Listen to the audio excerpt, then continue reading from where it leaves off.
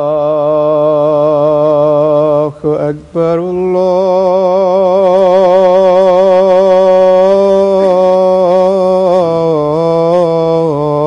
الله أكبر الله أكبر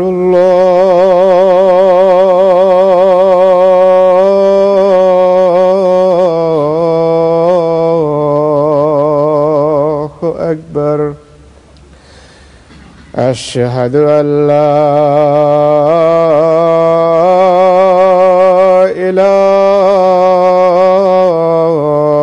إله إلا الله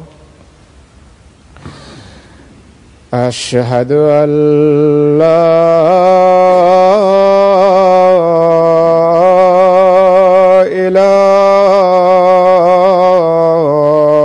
إله إلا الله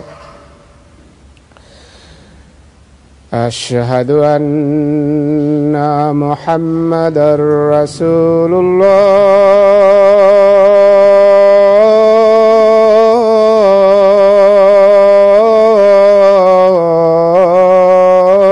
الله أشهد أن محمدا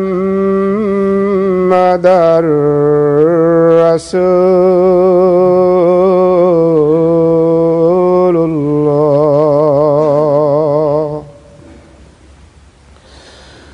حي على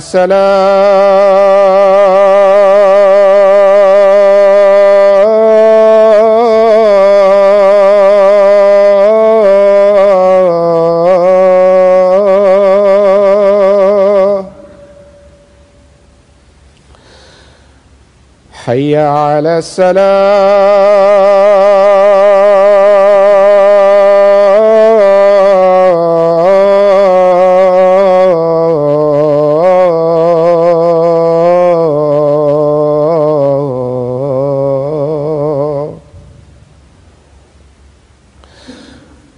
حي على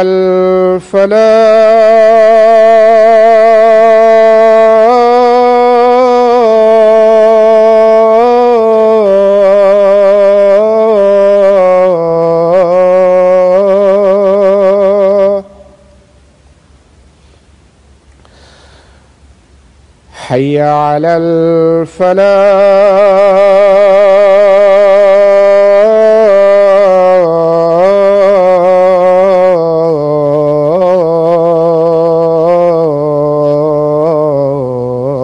الفلاح الله أكبر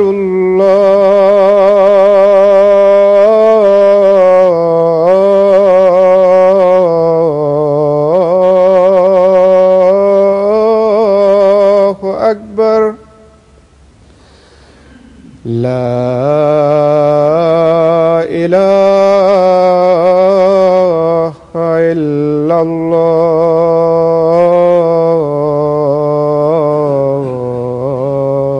الله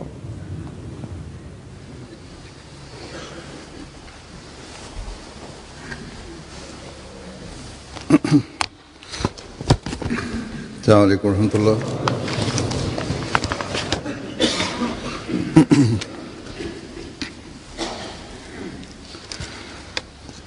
أشهد أن لا إله إلا الله وحده لا شريك له وأشهد أن محمدا عبده ورسوله أما بعد فأعوذ بالله من الشيطان الرجيم بسم الله الرحمن الرحيم الحمد لله رب العالمين الرحمن الرحيم مالك يوم الدين إياك نعبد وإياك نستعين اهدنا الصراط المستقيم صراط الذين أنعمت عليهم غير المغضوب عليهم ولا الضالين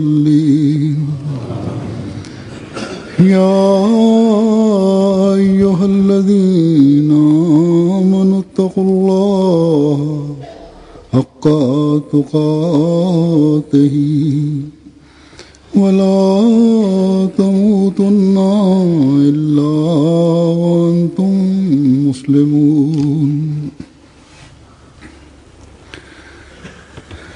ऐ लोगो जो ईमान लाए हो अल्लाह का ऐसा तकवा इख्तियार करो जैसा उसके तकवा का हक है হে যারা ঈমান এনেছ তোমরা আল্লাহর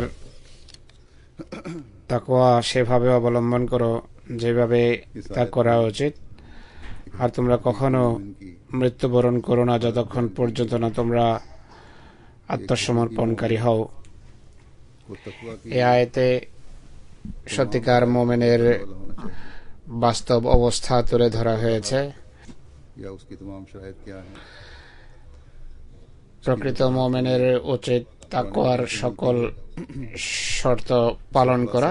তাকওয়ার শর্তগুলো কি, প্রকৃত তাকওয়া কি, এর যে ব্যাখ্যা কোরআন থেকে আমরা বুঝি তার সার কথা হলো খোদার সকল প্রাপ্য এবং বান্দার সকল অধিকার প্রদানের ব্যাপারে যত্নবান হওয়া, সকল নেককর্ম করার জন্য সোচ্চার হওয়া, খোদার নির্দেশাবলীকে জীবনের শেষ নিঃশ্বাস পর্যন্ত মেনে চলার সকল চেষ্টা করা।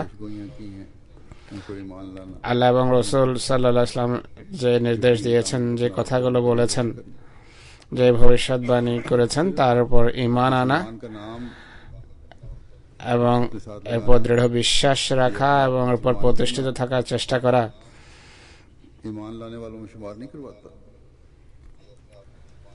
শুধু মুসলমান নামধারে মুসলমান হওয়া বা মুসলমান হওয়ার দাবি করা ঈমানদারদের সারিভুক্ত করে না, বরং কর্ম এবং অব্যাহত কর্মই এই নামের যোগ্য করে। আল্লাহর নির্দেশ মানা, তার রাসূল সাল্লাল্লাহু আলাইহি ওয়াসাল্লামের আদর্শ অনুসারে জীবন যাপন করা মানুষকে তাকওয়ার শর্ত পালনের জন্য প্রস্তুত করে। আর প্রকৃত মুসলমান সেই আখ্যা পায় যে এই অনুসারে জীবন যাপন করে বা আমল করে। আল্লাহ তাআলা বলছেন যে পূর্বের ধর্মগুলো খোদার আনুগত্য থেকে বেরিয়ে গেছে, কেননা তারা এই সমস্ত বিষয়ের প্রতি যত্নবান ছিল না। যদি তোমরাও তাকওয়ার ব্যাপারে সজাগ এবং যত্নবান না হও, খোদার নির্দেশাবলী অনুসারে না চলো, নিজেদের আবশ্যকীয় দায়িত্ব যদি পালন না করো, তাহলে তোমরাও এমন লোকদের অন্তর্ভুক্ত হবে যারা খোদার শাস্তি পেয়েছে, আর তোমরাও এমন লোকদের মতো মরবে যেমন মৃত্যু অপকর্মশীলদের হয়ে থাকে। মুসলমান হওয়া কামেল আনুগত্যের দাবি রাখে एक हकीकी मोमिन পূর্ণ আনুগত্যের দাবি রাখে। खुदा का खौफ তাই একজন মুসলমানকে এই কথাগুলো দৃষ্টিগোচর রাখা চাই, बातों की तलाश দৃষ্টিতে রাখা আবশ্যক। একজন প্রকৃত মোমেনের দৃষ্টিতে সবসময় हकीकी मुसलमान খোদাভীতি থাকা আবশ্যক, আর তার সে সকল কথার সন্ধানে থাকা উচিত যা খোদা তাআলার কাছে পূর্ণ আত্মসমর্পণকারী এবং প্রকৃত মুসলমানে তাকে পরিণত করবে। এর জন্য জাগতিক ক্ষয়ক্ষতিও যদি বরণ করতে হয়, अजीज रिश्तेदार একজন প্রকৃত মুসলমানের এর প্রতি ভ্রুক্ষেপ করা উচিত নয়। सियासी लीडर পিতামাতা, প্রিয় আত্মীয় স্বজন, সমাজ, एक हकीकी मुसलमान को अल्लाह ताला के নেতা, রাজনৈতিক নেতৃবৃন্দ, ধর্মীয় নেতা, करने से যেই হোক না কেন, वाला नहीं होना चाहिए। একজন हर প্রকৃত खुदा ताला মুসলমানকে আল্লাহর নির্দেশ বোঝা এবং তদনুসারে জীবন যাপন করা থেকে যেন দূরে ঠেল দিতে না পারে। প্রত্যেক ব্যক্তিকে सियासी लीडर আল্লাহর দরবারে উপস্থিত হয়ে নিজের হিসাব নিজেকেই চুকাতে হবে। किसी को बचाने वाला नहीं होगा। कोई কোনো রাজনীতিবিদ, কোনো আত্মীয়, কোনো মৌলবি কাউকে রক্ষা করতে পারবে না। কোনো পীর, কোনো গদ্দিনশীন কারো বোঝা বহন করতে পারবে না। অতএব খোদার নির্দেশ মানা এবং তার उन पर चलना, जुल्म और নিদর্শনাবলী দেখে তা নিয়ে ভাবা এবং চিন্তা করা, তার রাসূল তাকওয়ার যে পথ শিখিয়েছেন তার উপর বিচরণ, জুলম এবং অত্যাচার থেকে और इस पर अमल करना, থেকে वरना ईमान लाने का দূরে থাকা, ইসলামের প্রকৃত শিক্ষাকে বোঝা এবং সেই অনুসারে জীবনযাপন जो अल्लाह ताला হলো একজন প্রকৃত মুসলমানের ব্যবহারিক অবস্থার নাম। নতুবা ইমানের দাবি जैसा कि अल्लाह শুধু মৌখিক দাবি বিবেচিত হবে, যা তাকওয়া শূন্য, के ऐसे तक যা খোদার শিক্ষা এবং নির্দেশ থেকে দূরে এবং বিবর্জিত। नमाजें भी যেমন আল্লাহ তাআলা নিজেই কোরআনে বলেছেন, এমন তাকওয়া শূন্য লোকদের ইবাদত গৃহীত হয় না, তাদের ত্যাগ বা কোরবানিও গ্রহণযোগ্য নয়, বরং তাদের বাহ্যিক নামাজ খোদার নৈকট্যের কারণ হওয়ার পরিবর্তে ধ্বংস ডেকে আনে। আর যারা খোদার অনুগত, खातिर हर काम बजा लाने वाले होते हैं। তারা তার নির্দেশাবলী 100% শিরোধার্য করে, তার সন্তুষ্টির খাতিরে সকল কাজ করে। वो अल्लाह ताला की रजा की खातिर এমন লোকদের যারা শত্রু, তাদের খোদা শত্রু হয়ে যান এবং তাদের বন্ধুদের তিনি বন্ধু उनको कामयाब হয়ে যান। তারা খোদার সন্তুষ্টির জন্য যেই কাজই করে, खुशकिस्मत हैं वो খোদা তাআলা সেই কাজে প্রভূত কল্যাণ রেখে দেন এবং তিনি তাদের সাফল্য দান করেন। ऐसी हालत में आए অতএব সৌভাগ্যবান সেই সকল মুসলমান बता যারা সেই মৃত্যুকে আলিঙ্গনের স্বপ্ন দেখে আর এমন অবস্থায় মৃত্যু পেতে চায় যখন তারা আল্লাহর অনুগত এবং আল্লাহ দরবারে সমর্পিত মুসলমান গণ্য হতে পারে। আমরা আহমদীদের জন্য जमाने के इमाम এটি নসিহত এবং এই চেষ্টায় আমাদের লেগে থাকা উচিত। এই যে খোদা तौफीक अता फरमाई है খোদা যেখানে স্বীয় কৃপাবশত যুগ ইমাম এবং মহানবী সাল্লাল্লাহু আলাইহি ওয়াসাল্লামের নিষ্ঠাবান দাস এবং প্রেমিকে মানার এবং গ্রহণের তৌফিক দিয়েছেন, খোদার নির্দেশকে শিরোধার্য করার তৌফিক দিয়েছেন, যে আখারিনদের মাঝে ইসলামের পুনর্জাগরণের জন্য যে নবী প্রেরিত হবেন रजा के मुताबिक তাকে গ্রহণ করো, আর আমরা তাকে গ্রহণ করেছি। তাই আমাদের ব্যবহারিক অবস্থাকে খোদার हमारी बहुत সন্তুষ্টির অধীনস্থ করা এবং करते रहना चाहिए। তৎসম্মত করা এবং এর উপর প্রতিষ্ঠিত থাকা আমাদের জন্য আবশ্যক। এটি আমাদের অনেক বড় একটি দায়িত্ব। এর জন্য চেষ্টা আমাদের অব্যাহত রাখতে হবে। बाज़ अल्फाज और আমাদেরকে প্রত্যেক আহমদীকে দায়িত্ব পালন করতে হবে, এটি দৃষ্টিতে রাখতে হবে। आमतुल मुस्लिमीन को भी কিন্তু যেভাবে আমার কোনো কোনো শব্দ এবং কোনো কোনো বাক্য থেকে जो दिलाना चाहता हूँ, প্রতিভাত হচ্ছে, যে আমি जब मैंने सियासी लीडरों या मौलवियों का हवाला दिया সাধারণ মুসলমানদেরও এই দৃষ্টিকোণ থেকে মনোযোগ আকর্ষণ করতে চাই। के जरिए আমি যে রাজনীতিবিদ বা মৌলবিদের দৃষ্টান্ত দিয়েছি, এটি তাদের জন্যই ছিল। আল্লাহ তাআলার অপার অনুগ্রহে এমটি এর মাধ্যমে একটা শ্রেণী এমন আছে रहता है যারা আমাদের অনুষ্ঠানমালা দেখে এবং শুনে, আর এর বহির্প্রকাশও ঘটে থাকে। उन तक जमात अहमदिया का पैगाम पहुंच रहा है, बस इस हवाले से भी मैं उन तक भी ये पैगाम पहुंचाना चाहता हूँ जो लोग ये सुनते তাদের কাছে জামাত আহমদিয়ার हैं।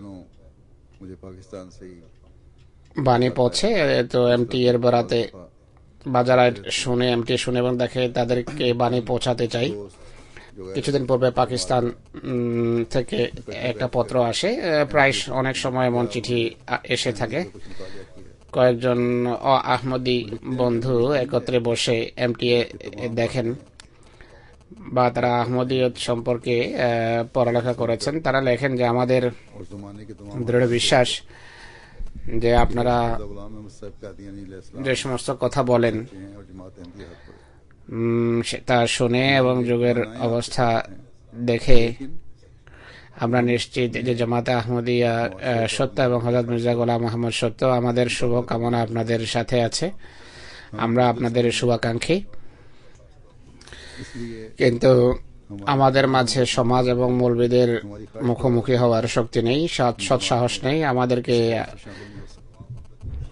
ভীরু মনে করতে পারেন। আমাদের সমস্ত সহানুভূতি এবং সমস্ত ইচ্ছা সত্ত্বেও এই ভয়ের কারণে জামাতভুক্ত হতে পারে না। অনুরূপভাবে এক ব্যক্তি তার অন্য গায়ের আহমদি বন্ধুকে বলে যে যদি জামাত সত্য হয় তাহলে আল্লাহর শাস্তিকে আমাদের ভয় করা উচিত, যা कि अल्लाह ताला যা সম্পর্কে আল্লাহ তাআলা সাবধান করেছেন। जमात अहमदिया सच्ची है, অতএব আমার লোকদেরও স্মরণ রাখতে হবে उसकी सच्चाई पर যে খোদা তাআলা তাকওয়ার পথে বিচরণের নির্দেশ দিয়েছেন। জামাতে আহমদিয়া সত্য এবং অবশ্যই সত্য জামাত। এই জামাতের সত্যতা बावजूद সম্পর্কে খোদার 124 বছরের ব্যবহারিক সাক্ষ্য দৃষ্টি উন্মোচনের জন্য যথেষ্ট হওয়া উচিত এবং যথেষ্ট সুসংগঠিত বিরোধিতা যা বিভিন্ন সরকারের পক্ষ থেকে করা হয়েছে এবং করা হচ্ছে। बाज़ मुल्कों में আলেমদের ফতোয়া সত্ত্বেও, সে সমস্ত আলেমদের ফতোয়া যারা সত্য বিচ্যুত, তাদের সকল ফতোয়া সত্ত্বেও बावजूद কোনো কোনো দেশে, বিশেষ করে अहमदियों पर मुज़ालिम পাকিস্তানে মৌলবীদের কথায় আহমদীদের উপর জুলম এবং অত্যাচার হচ্ছে। कत्ल करने के, घरों को जलाने के, আহমদীদের উপর অত্যাচার সত্ত্বেও তাদের ধন সম্পদ লুটা, অপহরণ এবং হত্যা, ঘর জ্বালানো বা গৃহদাহ সত্ত্বেও চাকরি থেকে বরখাস্ত, ये लोग আর ছেলে মেয়েদের স্কুল কলেজে कायम हैं। টর্চার বা অত্যাচার করা, পড়ালেখায় বাধা দেয়া काफी सबूत होना चाहिए। সত্ত্বেও আহমদীরা শুধু ইমানের উপর প্রতিষ্ঠিতই নেই, বরং পূর্বের তুলনায় অধিক ত্যাগ স্বীকারে দ্বারা প্রস্তুত। তো এটি আহমদীয়তের সত্যতার যথেষ্ট প্রমাণ গণ্য হওয়া উচিত। আর আল্লাহর ফজলে জামাত উন্নতি করছে, ইমান রয়েছে সকল প্রতিবন্ধকতা সত্ত্বেও। অতএব नेमल मौला व नेमल नसीर জাগতিক দৃষ্টিকোণ থেকে দুর্বল একটি জামাতের উন্নতি এই কারণে হচ্ছে যে সেই খোদা निशानी बताई। যিনি সর্বোত্তম বন্ধু এবং সর্বোত্তম সাহায্যকারী, নেমুল মৌলা নেমুল নাসির, তিনি আমাদের সাথে আছেন। আর এটি আল্লাহ তাআলা মুমিনদের পরিচয় হিসাবে উল্লেখ করেছেন যে আল্লাহর সাহায্য এবং সমর্থন তাদের সাথে থাকে। में बनी हुई है। ইনসাফের দৃষ্টিতে যদি এখন तरफ से जो কেউ দেখে তাহলে ইসলাম সেবার নামে যে সকল সংগঠন नतीजा গঠিত হয়েছে वाई इस्लाम की बदनामी क्या होती है। আর তারা যে সমস্ত জেহাদি কার্যক্রম পরিচালনা করছে, जिहाद के लिए ইসলাম এর দুর্নাম হওয়া ছাড়া এর আর কোনো ফলাফল প্রকাশ পাচ্ছে না। আর আল্লাহ তাআলা তো নিজে বলেন যে আমার পথে যারা জেহাদের জন্য বের হয় আমি তাদের সফল করি, তাদেরকে সফলতা দিয়ে থাকি। असला है, এমন কোন সফলতা আছে যা এরা অর্জন করেছে? মুসলমানদের হত্যা করছে। उनके पास तो अपनी ना कोई फैक्ट्रियां हैं ना असले खाने, অস্ত্র শস্ত্র নেওয়া হয় जो इसके বড় শক্তি বা পরাশক্তির কাছ থেকে। अब शाम में जो মুসলমান দেশগুলোতে না ফ্যাক্টরি আছে না কোনো অস্ত্রাগার আছে, जो लोग हैं ফ্যাক্টরি বা কারখানা নেই। সিরিয়ায় যা কিছু হচ্ছে किस्म के गिरोह हैं जो इकट्ठे हो गए हैं, সেখানকার उनका সরকার বিরোধী দল বা যে বিভিন্ন দল ঐক্যবদ্ধভাবে সরকারের বিরুদ্ধে যুদ্ধ করছে, वो यही कह रहे हैं कि अगर तुम हुकूमत का तख्ता उलटना चाहते हो পাশ্চাত্যের কাছে বা अब ये असला हुकूमत का भी পাশ্চাত্যের বিভিন্ন সরকারের কাছে তারা এটি বলছে যে যদি সরকারকে ক্ষমতাচ্যুত করতে চাও তাহলে অস্ত্র দাও। हो रहा है दोनों में তো সরকার এবং সরকার বিরোধী सिर्फ मुसलमानों के खिलाफ যে অস্ত্রই ব্যবহার করছে, কাদের বিরুদ্ধে এই অস্ত্র ব্যবহৃত হচ্ছে? কেবল মুসলমানদের বিরুদ্ধেই সেই অস্ত্রের ব্যবহার ক্রমশ বাড়ছে। ना दूसरे ग्रोह में अल्लाह ताला के अहकामात की फरमाबरदारी ক্ষুধাভীতি ना दूसरे में শাসক দলের ভিতরও নেই, বিরোধীদের ক্ষেত্রে দেখা যায় না। আল্লাহর নির্দেশের আনুগত্য दोनों तरफ से तकवा से কোন শ্রেণীর মাঝে দেখা যায় না। और यही दीन से दूर हटने वाले लोग अल्लाह ताला के अहकामात को সুতরাং উভয় দিক থেকে এরা তাকওয়া শূন্য মানুষ, আর এরাই ধর্ম থেকে एक मुसलमान हुक्मरान যোজন যোজন দূরে এবং খোদার নির্দেশকে প্রত্যাখ্যানকারী মানুষ এরা। और दुनिया के बहुत बड़े वसी इलाके में একজন মুসলমান শাসক আমির তাইমুর कायम हुआ। অতীত হয়েছেন, সামান্য অবস্থা থেকে উন্নতি করতে করতে जब भी मैं देखता हूँ পৃথিবীর जंगों के लिए मैंने এক বিশাল অংশে তার রাজত্ব প্রতিষ্ঠিত হয়েছে। किसी भी मुल्क पे हमला किया তিনি বলেন যে আমি तो मैं ये দেখি যখনই যুদ্ধের জন্য বের হই वो বা কোনো দেশে যখনই আক্রমণ করি, আমি দেখি যে সেখানকার মুসলমান শাসক বা বাদশাহ জনসাধারণের অধিকার প্রদান করছে কিনা, दीन पर कायम है कि नहीं। জনসাধারণের প্রাপ্য দিচ্ছে কিনা। अगर अवाम का हक नहीं अदा कर रहे ना ही वो दीन বা ধর্মের উপর প্রতিষ্ঠিত আছে কিনা। बरबरियत उन मुल्कों में फैल যদি জনসাধারণের অধিকার প্রদান না করে থাকে এবং ধর্মের উপর उनके जेर कर देता है। প্রতিষ্ঠিত না থাকে, জুলম এবং বর্বরতা ऐसा निज़ाम जारी সে সকল দেশে ছেয়ে থাকে, তাহলে আমি তাদের বিরুদ্ধে অভিযান পরিচালনা করি এবং हासिल होती है। করতলগত করি, আর সেখানে এমন ব্যবস্থাপনার সূচনা করি যা ইসলামী ব্যবস্থাপনা। तो बहरहाल আমি যে সকল সফলতা লাভ করি তা খোদার এই সাহায্য এবং সমর্থনের কারণেই লাভ করে থাকি। যাই হোক, की वजह से कामयाबी তিনি তার शायद বিভিন্ন নীতির কথা উল্লেখ করেন এবং বর্ণনা করেন, সেগুলো लगता ही है कि उस माने की সুবিচার বা ইনসাফ ভিত্তিক ছিল, যে কারণে সফলতা লাভ করেছেন। तो अल्लाह ताला भी কোন কোন ক্ষেত্রে অত্যাচার করেছেন বলে প্রমাণিত হয়, কিন্তু মনে হয় সেই যুগের বাদশাদের মাঝে ছিলেন তিনি সর্বোত্তম, আর এই কারণে খোদা তাআলা তাকে সাহায্য করেছেন। इंसाफ हिकमत दानाई তিনি তার একটি নীতির কথা गरीबों का भी ख्याल रखना अवाम का উল্লেখ করেছেন हुकूमत के करिंदों का भी যে শাসনের জন্য जहाँ সুবিচার প্রজ্ঞা আবশ্যক, গরিব জনসাধারণের প্রতি যত্নবান হওয়া, সরকারি কর্মকর্তাদের অধিকারের বিষয়ে যত্নবান হওয়া, যে সকল দেশকে कहता है করতলগত করা হয় বা অভিযান পরিচালনা করা যে সকল দেশের বিরুদ্ধে, তাদের জনসাধারণ অধিকার দেওয়া, জুলুম না করা। তিনি বলেন যে আমার সফলতাকে যদি 10 ভাগে ভাগ করা হয় अगर তো 9 ভাগ এই সমস্ত নীতির কারণে হয়েছে, আর শুধু 1 ভাগ আমার সফলতা তরবারির জোরে अपने मुफादात में এসেছে। रियाया সকল ইসলামী দেশের প্রতি যদি আমরা তাকাই তাহলে দেখা যাবে যে সর্বত্রই স্বার্থ পূজা চলছে। उलमा हैं প্রজা এবং জনসাধারণের ব্যাপারে কারো কোনো মাথা ব্যথা নেই, শুধু নিজেদের ক্ষমতা এবং ক্ষমতার চিন্তাই মাথায় বিরাজ করে। আলেমেরা নিজেদের কাজ ছেড়ে দিয়ে नाम पर মুসলমানদের ধর্মীয় तंजीमों को প্রশিক্ষণের পরিবর্তে उनकी मदद कर ক্ষমতার প্রতিযোগিতায় নেমেছে, বা অনেকে এমন আছে যারা ইসলামের নামে সন্ত্রাসী बच्चों की সংগঠন পরিচালনা করছে বা তাদের সাহায্য করছে। ধর্মীয় প্রতিষ্ঠানে জিহাদের নামে और दहशतगर्दी के लिए इस्तेमाल ছেলে এবং মেয়েদের সশস্ত্র প্রশিক্ষণ দেওয়া হয়। तरीके सिखाए जाते हैं অস্ত্রের ব্যবহার এবং সন্ত্রাসের और ये सब कुछ উদ্দেশ্যে इसके खिलाफ होना है। বম বা বোমা কিভাবে বানাতে হয় তা শেখানো হয়, বোমা বানানো শেখানো হয়। मुसलमान मुसलमान के खून का प्यासा हुआ वो আর সব কিছু ব্যবহার হবে কার বিরুদ্ধে? মুসলমানদের বিরুদ্ধে। और मोहब्बत का मजहब है। মুসলমানের রক্ত মুসলমানকে খুন করতে ব্যগ্র।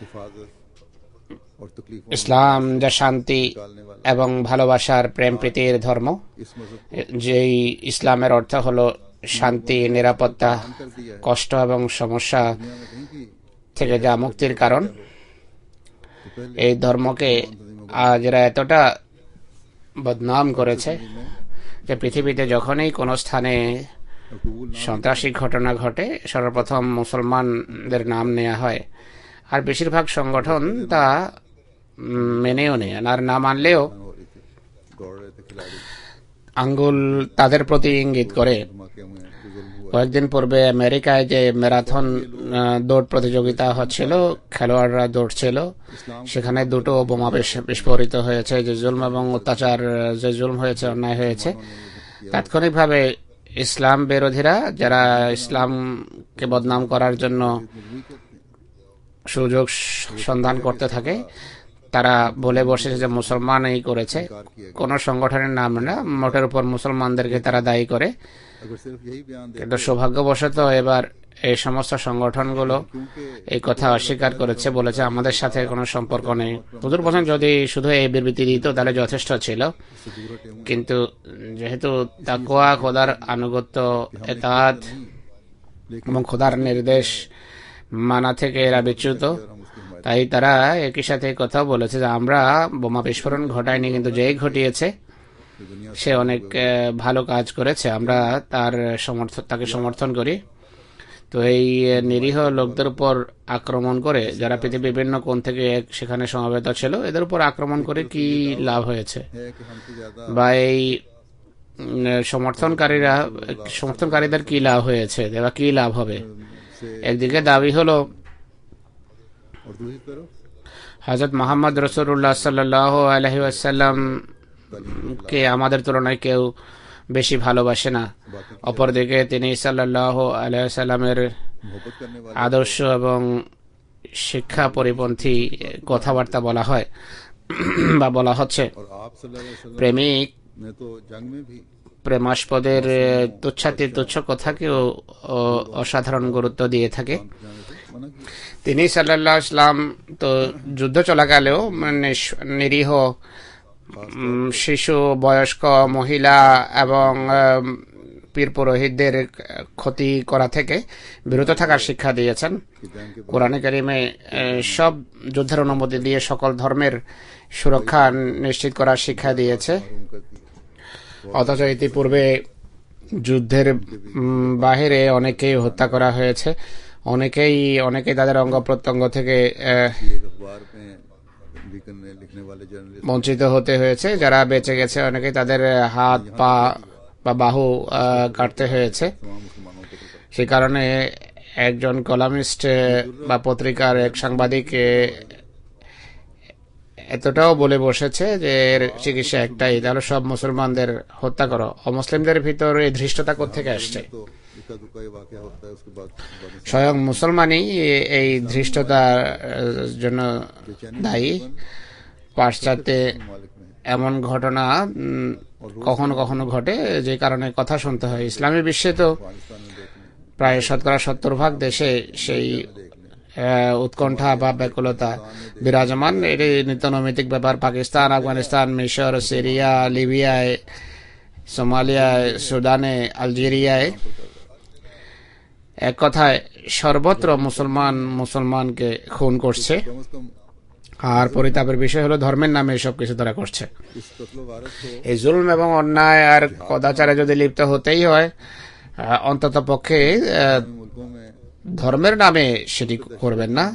এই হত্যা, এই খুনাখুনিকে हकदानी किए जा रहे इंसान ধর্মের নামে বৈধতা দেবেন না। যে সমস্ত ইসলামী দেশে প্রকাশ্যে और अमीर अमीर से होता चला जाए সন্ত্রাস নেই, সেখানে অন্য ধরনের অশান্তি বিরাজমান। জনসাধারণের অধিকার দেয়া হচ্ছে না, প্রজাদের অধিকার দেয়া হচ্ছে না, ক্রমশ দরিদ্র হচ্ছে, আর সম্পদশালীরা আরো সম্পদশালী হয়ে যাচ্ছে। সৌদি আরব, যা তেল সম্পদে সমৃদ্ধ, অত্যন্ত সম্পদশালী একটি দেশ, সেখানেও গরিব মানুষ রয়েছে।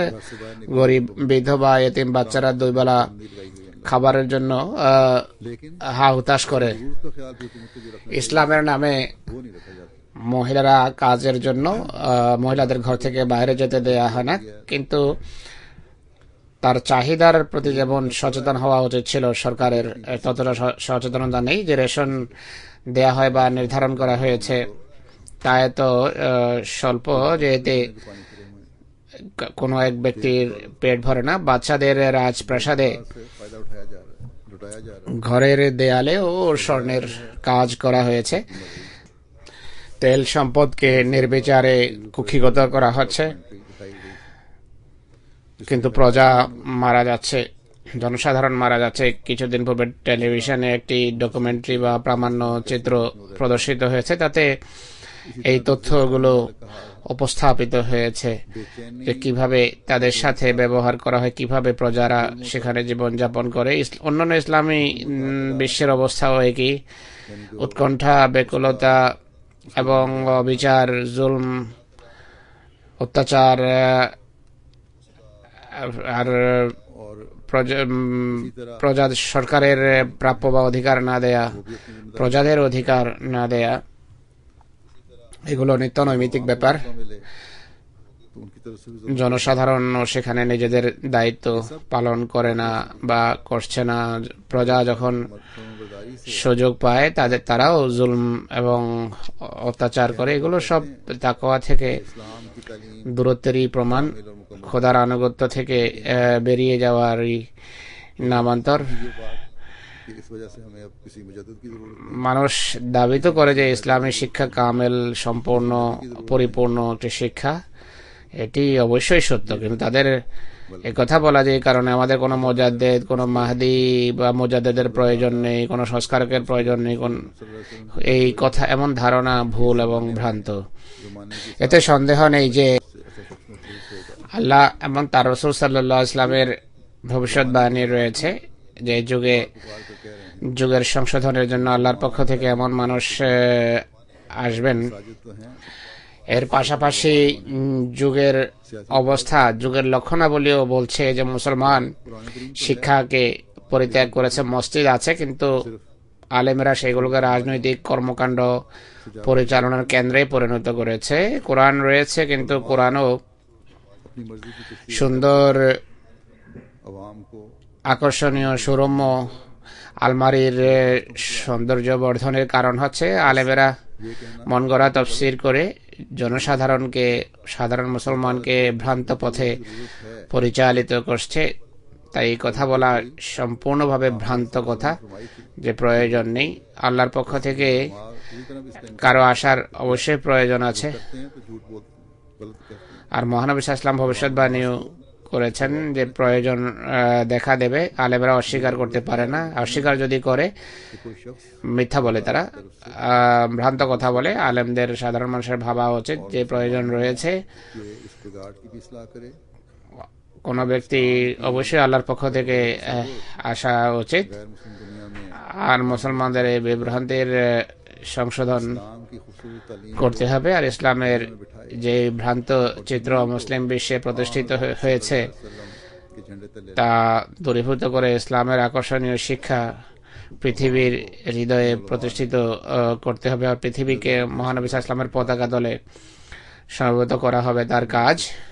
पूरे करने की জনসাধারণকে এই সমস্ত আলেমেরা নবী সম্পর্কিত বিতর্কে জড়িয়ে सल्लल्लाहु अलैहि वसल्लम ने নিজেদের স্বার্থ সিদ্ধি আরম্ভ করেছে বা করে রেখেছে। আল্লাহ এবং তার রাসূল সাল্লাল্লাহু আলাইহি সাল্লাম যেখানে আগমনকারী প্রতিশ্রুত মসিহ এবং মাহদিকে নবী উপাধি দিয়েছেন, সেখানে অন্য কারো जुल्म तअद्दी का बाजार गरम মন গড়া ব্যাখ্যা করার কি অধিকার আছে? কি অধিকার আছে তার এবং তার মান্যকারীদের বিরুদ্ধে জুলম এবং অত্যাচার করার? अपनी তা আমি যেভাবে বলেছি যে স্বয়ং যুগের অবস্থা এই সাক্ষ্য দিচ্ছে যে কোরআন করিম मुसलमानों की তা মূল অবস্থায় সংরক্ষিত থাকা সত্ত্বেও আমাদের ধর্মীয়, আধ্যাত্মিক, নৈতিক অবস্থা ক্রমশ से অধপতিত হচ্ছে, তাকওয়া হারিয়ে গেছে। খোদা তাআলার बस सोच নির্দেশাবলীর আনুগত্য থেকে মুসলমানদের সংখ্যাগরিষ্ঠ শ্রেণী বেরিয়ে গেছে। তাই প্রণিধানযোগ্য বিষয় হলো এহেন অবস্থায় এমন কোনো ব্যবস্থা কি হওয়া উচিত যার ফলে সংশোধন হবে।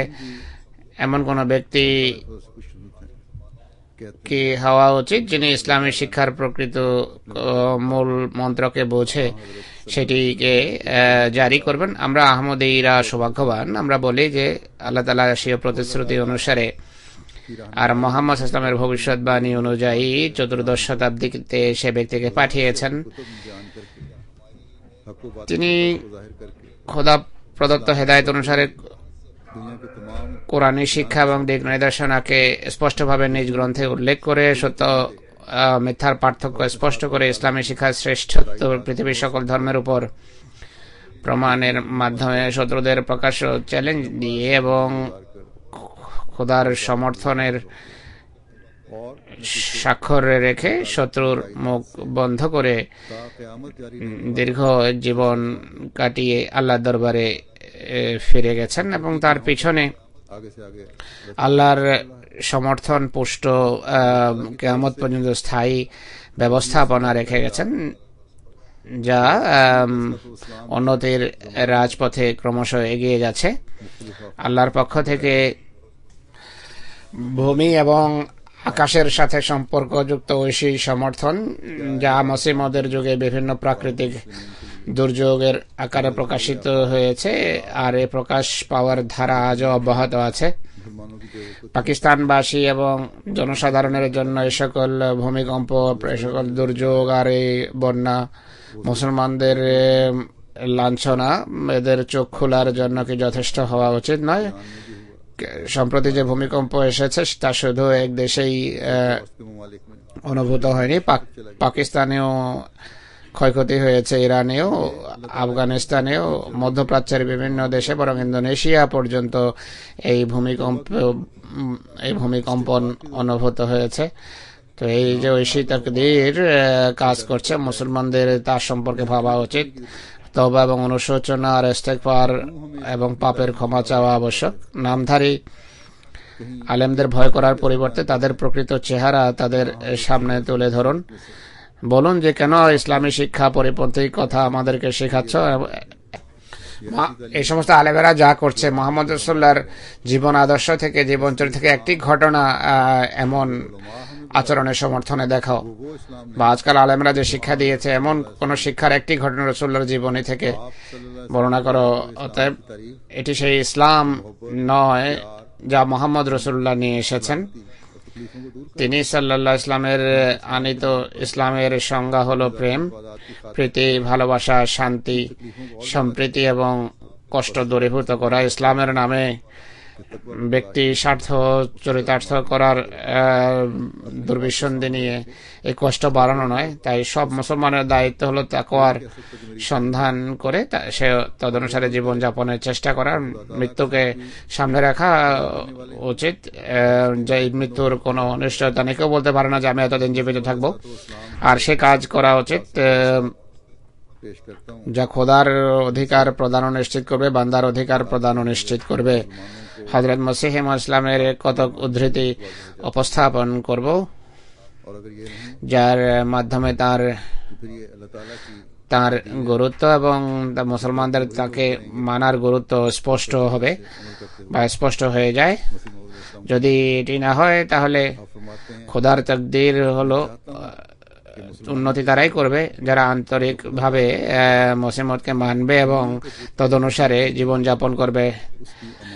তিনি বলেন उम्मीदों को रखा যে মুসলমানদের হৃদয়ে আল্লাহ তাআলাকে বাদ দিয়ে বস্তুবাদিতার যে প্রতিমাকে মাহাত্ম্য দেয়া হয়েছে, এই দুনিয়ার আশা আকাঙ্ক্ষাকে স্থান দেয়া হয়েছে, उनके दिलों में कायम ঝগড়া এবং মীমাংসা যা কিছু রয়েছে বস্তুবাদিতার জন্য রয়েছে, এই প্রতিমাকে আমি টুকরো টুকরো করতে চাই। আর আমি চাই যে খোদার মাহাত্ম্য তাদের হৃদয় স্থান পাক আর ইমানের বৃক্ষ সতেজ ফল বহন করুক। এই হলো এখন বৃক্ষের চিত্র, কিন্তু এটি আসল বৃক্ষ নয়। মূল আসল বৃক্ষ সম্পর্কে আল্লাহ তাআলা বলেন, আলাম তারা কাইফা দারাবাল্লাহু মাসালান কালিমাতান তাইয়্যিবাতান কাশাজারাতিন তাইয়্যিবাতিন আসলুহা সাবিতুন ওয়া ফারুহা ফিস সামা তুতি উকুলাহা কুল্লা হিনিন বিইذن রাব্বিহা। अल्लाह ने मिसाल यानी অর্থাৎ আল্লাহ তাআলা কামেল এবং উৎকর্ষ ধর্মের উপমা কিভাবে বর্ণনা করেছেন তা কি দেখনি?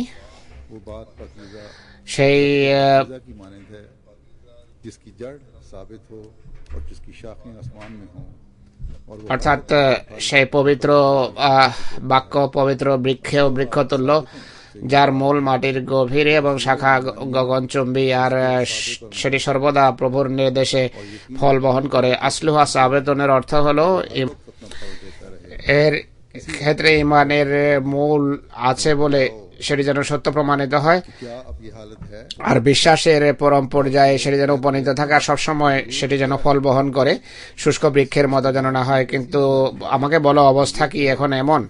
অনেকেই বলে বসে যে वो अगर কারো আসার প্রয়োজনই বাকি। সেই রোগী কত নির্বোধ যে বলে যে ডাক্তারের দরকার কি। उसकी हलाकत के সে যদি ডাক্তারের মুখাপেক্ষী না হয়, ডাক্তারের প্রয়োজন যদি আছে বলে মনে না করে, मगर आम তাহলে এই লক্ষণ তার ধ্বংস হওয়ার লক্ষণ ছাড়া আর কি। এখন মুসলমান বটে, আসলামনার অন্তর্ভুক্ত, কিন্তু আমান্নার অন্তর্ভুক্ত নয়, অর্থাৎ ইমান নেই। এটি তখন সম্ভব যদি खुदा ताला से डरो তাদের হৃদয় আলোকিত থাকে। তো এই বিষয়গুলোর জন্যই আমি প্রেরিত হয়েছি। তা আমাকে মিথ্যা প্রতিপন্ন फिर आपने করো না তড়িঘড়ি করে, বরং আল্লাহকে ভয় করো আর তওবা অনুশোচনা করো।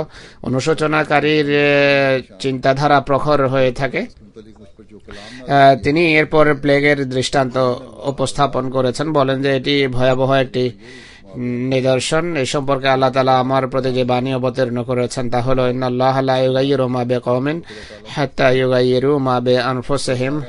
এটি আল্লাহর উক্তি এবং আল্লাহর বাণী। অভিশাপ তার উপর, সে অভিশপ্ত যে খোদার নাম নিয়ে মিথ্যা বলে। আল্লাহ তাআলা বলেন যে আমার ইচ্ছা কেবল তখনই পরিবর্তিত হবে যখন হৃদয়ে পরিবর্তন আসবে।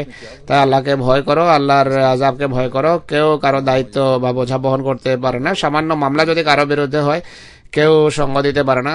তাই পরকালের কি ভরসা, যার সম্পর্কে বলা হয়েছে ইয়াউমা ইয়াফিরুল মারউ মিন আখিহি, दूर हटेगा भागेगा फरमाया देखो অর্থাৎ কিয়ামত দিবসে ভাই ভাইকে ছেড়ে চলে যাবে, ভাই ভাইয়ের ব্যাপারে উদাসীন হবে।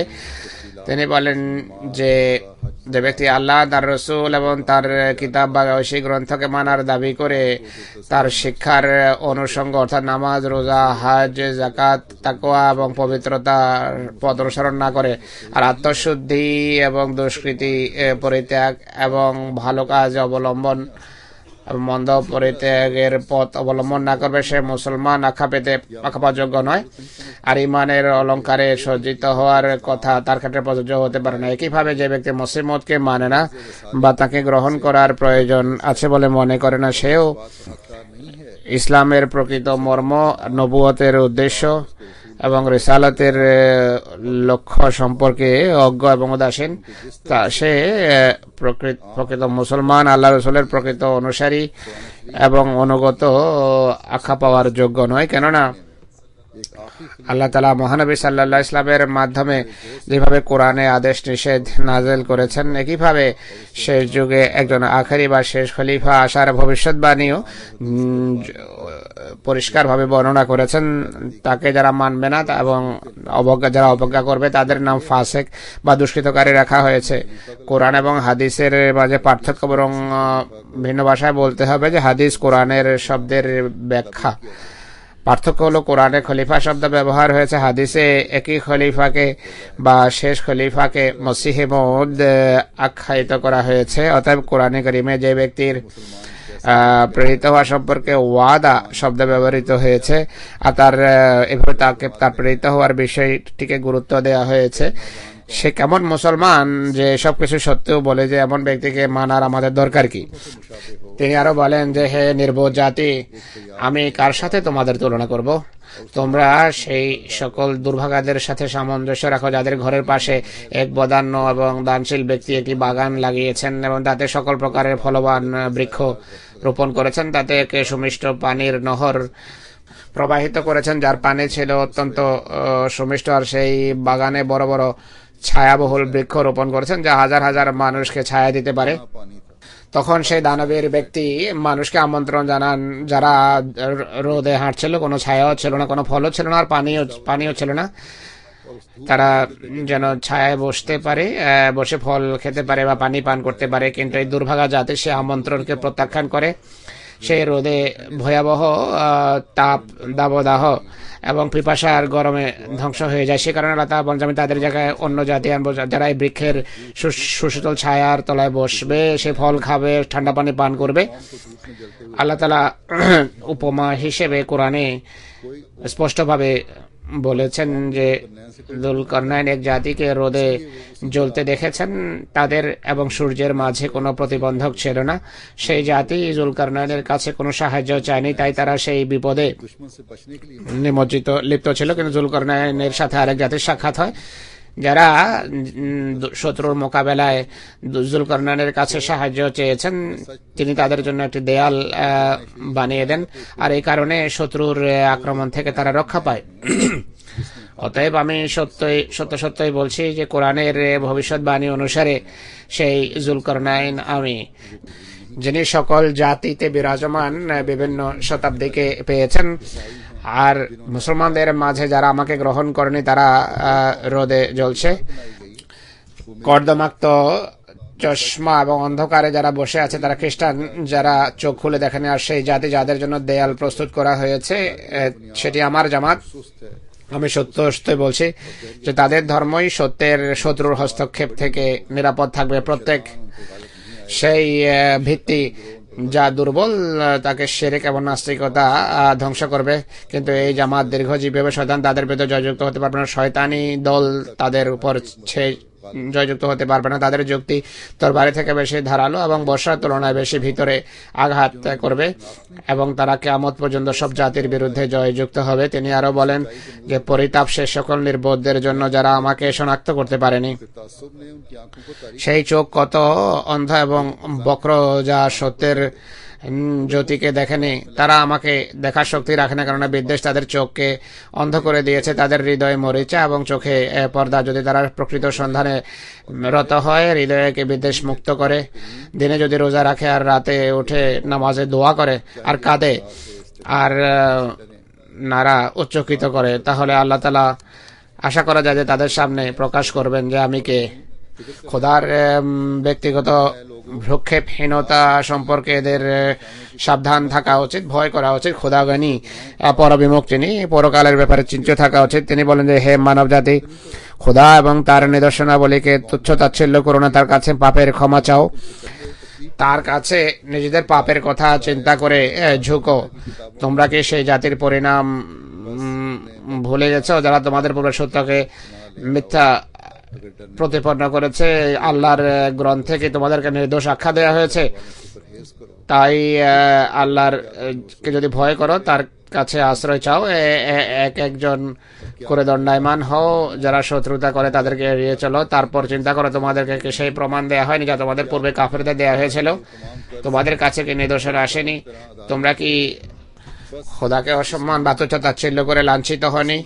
তোমাদের এই ঋণ কি ঋণীদের মতো পরিশোধ করা হয়নি? অতএব এই সত্যিকার দাতার কসম, যিনি আমাকে এখানে পাঠিয়েছেন আমার সত্যায়নের জন্য, বেঁধেছেন এবং খুলেছেন, আমাকে সন্তান সন্ততি দিয়েছেন, আমার জন্য শত্রুকে ধ্বংস করেছেন। আর স্বীয় নিদর্শনের ক্ষেত্রে কোনো কিছু বানানো এবং ধ্বংস করার, বানানো এবং ধ্বংসমূলক নিদর্শন উভয়টি আমার জন্য প্রকাশ করেছেন। সর্বধর্ম সম্মেলনে সৃষ্টির নিদর্শন দেখিয়েছেন, কিছু সৃষ্টি করার নিদর্শন দেখিয়েছেন, অর্থাৎ সর্বধর্ম সম্মেলনে তার গ্রন্থ জয়যুক্ত হয়েছে সেদিকে ইশারা। আর গোবাছুর মরার নিদর্শন দেখিয়েছেন।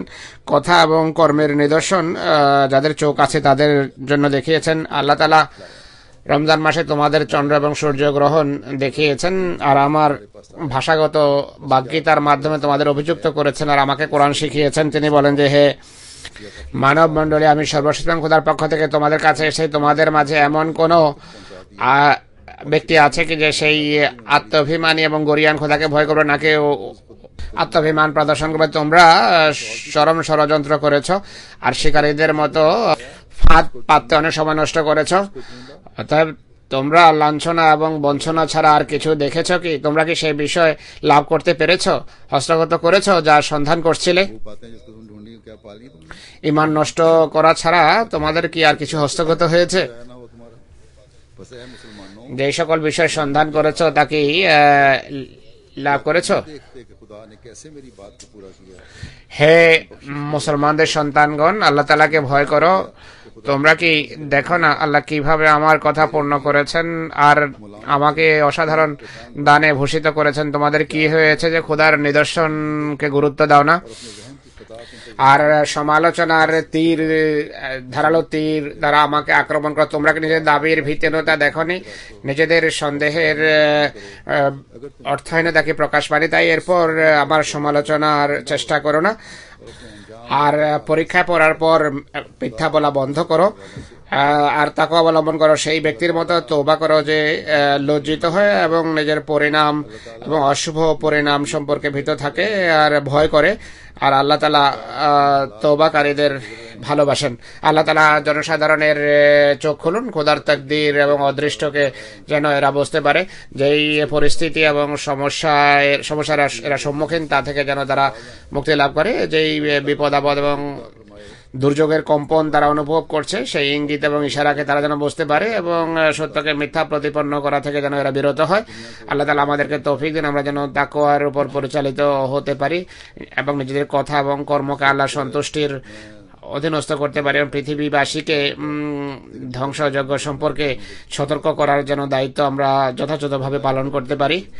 এখন দুজন প্রয়াত ব্যক্তির স্মৃতিচারণ করব এবং তাদের গায়বানা জানাজা পড়াবো।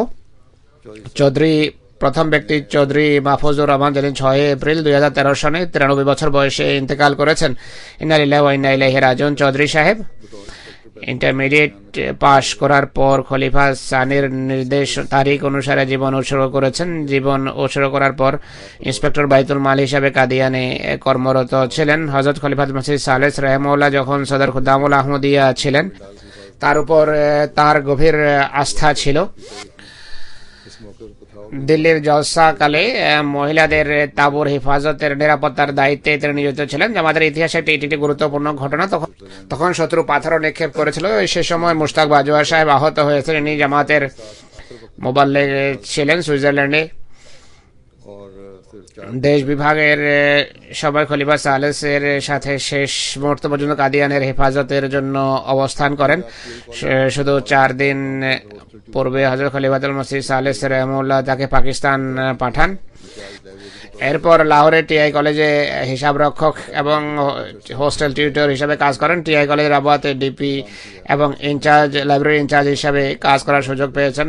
অবসরের পর কিছুদিন খেলাফত লাইব্রেরিতেও কাজ করেছেন। নুসরত জাহাঁ একাডেমির শিক্ষক হিসাবে দায়িত্ব পালন করেছেন। এরপর চাকরিকালে বিএ এবং এরপর ইসলামিয়াতে এমএ পাশ করেন। লাইব্রেরিয়ান হিসাবেও দায়িত্ব পালনের সুযোগ হয়েছে। 1953 সালের দাঙ্গায় খলিফা সানির কোয়েটা অবস্থানকালে সদর খুদ্দামুল আহমদিয়ার পক্ষ থেকে কিছু খুদ্দামদের নিরাপত্তার দায়িত্ব সহ পাঠানো হয়। তাদের একজন চৌধুরী সাহেব ছিলেন।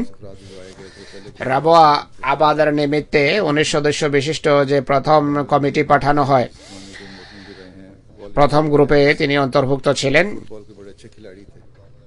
খুদ্দামুল আহমদিয়া সেহেদ জিসমানের মোহতামিম ছিলেন। ভলিবল, টেনিস এবং ফুটবলের ভালো খেলোয়াড় ছিলেন। রীতিমতো চাঁদা দিতেন। আল্লাহর ফজলে তিনি মুসি ছিলেন। ওসিয়ত করেছিলেন। আর ওসিয়তের হিসাব জীবদ্দশাতেই আদায় করেছেন। তারিখে যদি ওয়াকফে জদিদের চাঁদা নিজের পিতামাতা, দাদা এবং পৌত্র পৌত্রী, দহিত্র দহিত্রী এদের পক্ষ থেকেও দিতেন। নামাজি, তাহাজ্জুদ গুজার, অত্যন্ত এক ভদ্র মানুষ ছিলেন। রাবোয়ার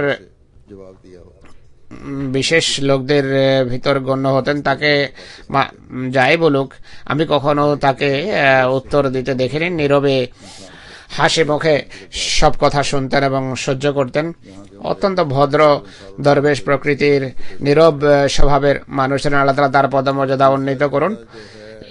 যুক্তরাজ্যের সদর আনসারুল্লাহ চৌধুরী ওসিম সাহেব তারই বড় ছেলে। দ্বিতীয় গায়বানা জানাজা বাজার স্মৃতিচারণ হচ্ছে। তিনি হলেন কায়সারা বেগম সাহেবা। তার স্বামীর নাম মির্জা আজহার আহমদ সাহেব। 13 এপ্রিল তিনি ইন্তেকাল করেন প্রায় 70 বছর বয়সে। হযরত খলিফাতুল মসিহ সানি রাদিয়াল্লাহু তাআলা আনহু এবং উম্মে নাসির রাদিয়াল্লাহু আনহার পুত্রবধূ ছিলেন তিনি। তার শরীরে ক্যান্সার ছড়িয়ে যায়, যার ফলে তিনি ইহধাম ত্যাগ করেন, ইন্তেকাল করেন।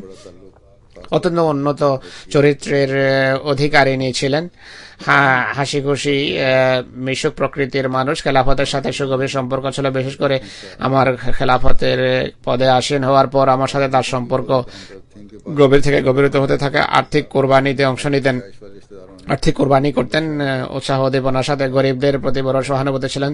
তার কোনো কোনো গরিব আত্মীয় স্বজন লিখেছেন, এমনকি সচ্ছল আত্মীয় স্বজন লিখেছেন যে সবসময় আমাদের খেয়াল রাখতেন, আমাদের সম্মান করতেন।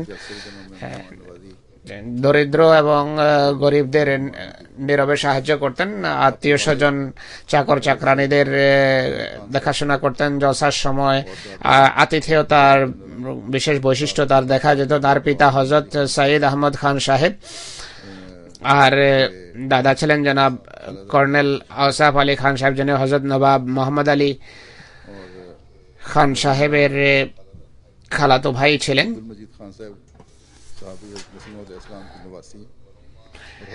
মরহুমা আব্দুল মজিদ খান সাহেব হযরত মসিহ মাউদের সাহাবীর পৌত্রী ছিলেন। হযরত খান মোহাম্মদ সাহেব কপুরথলা নিবাসীর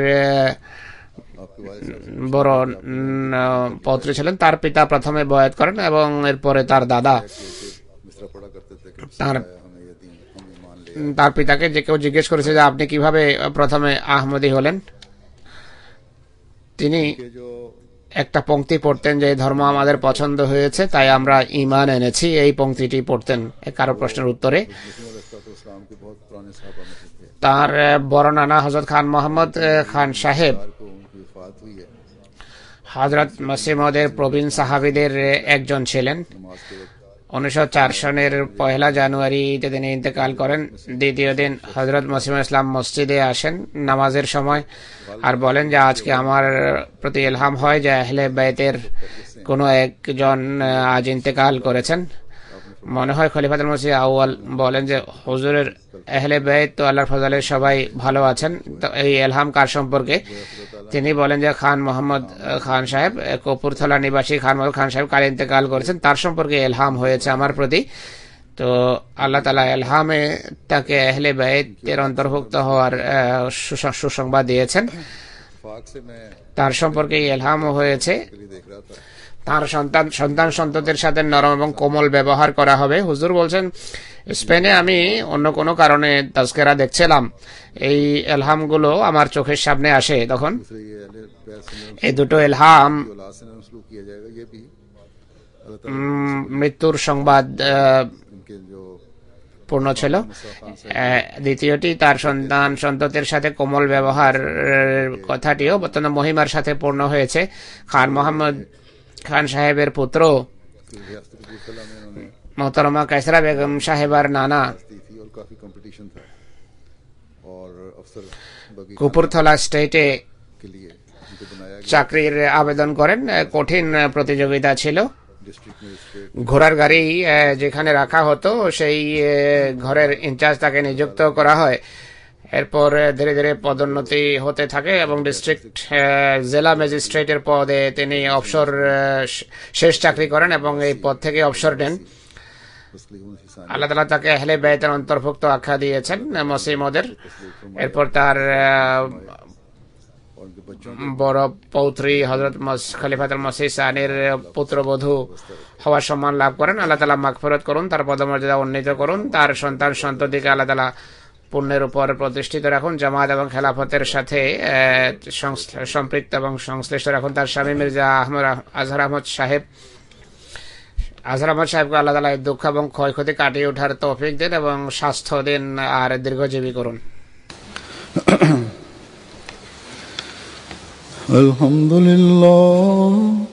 আলহামদুলিল্লাহ নাহমাদুহু ওয়া নাস্তাঈনুহু ওয়া নাস্তাগফিরুহু ونؤمن به ونتوكل عليه ونعوذ بالله من شرور أنفسنا ومن سيئات أعمالنا